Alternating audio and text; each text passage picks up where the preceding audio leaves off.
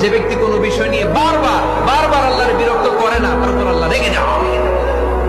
আর বারবার চাইতে চাইতে চাইতে চাইতে চাইতে চাইতে যে লোকটা আল্লাহরে বিরক্ত করতে চায় তার উপর আল্লাহ খুশি হয়ে যায়। আর মনে রাখতে হবে, the grief is impermanent, the struggle is impermanent. এই পৃথিবীর কোন দুঃখ, কষ্ট আর সমস্যা এটা পার্মানেন্ট নয়। সমস্যার পরে সমাধান আছে, দুঃখের পরে আনন্দ আছে। মাঝে মাঝে আল্লাহ আমাদেরকে দুঃখ কষ্ট দিয়ে পরীক্ষা করতে চান, এগুলো আমাদের জন্য খারাপ নয়। এই দুঃখ কষ্ট বিপদ আমাদের কোমরকে সোজা করে, আমাদের পায়ের মাটিকে শক্ত করে। চিল্লায় বলেন ঠিক কিনা? প্রতিকূল পরিবেশে কিভাবে বাঁচতে হয় এই দুঃখ কষ্ট আমাদেরকে শিখায়। এজন্য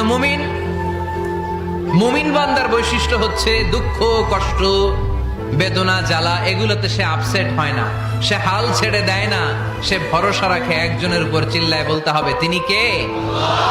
কারণ মুমিন জানে রাত্রি যত গভীর হয় অন্ধকার তমানিসা ভেদ করে সুবহে সাদিক হয়।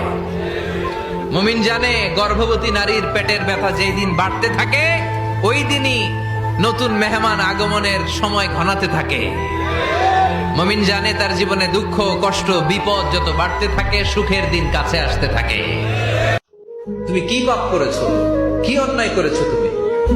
তুমি জানো না আমার রব কত মেহেরবান, তিনি কত দয়ালু, তিনি ভালোবাসার আধার, তিনি করুণার আধার।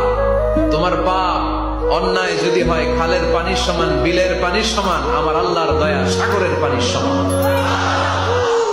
তোমার পাপ আর অন্যায় যদি হয় পাহাড়ের সমান, আমার আল্লাহর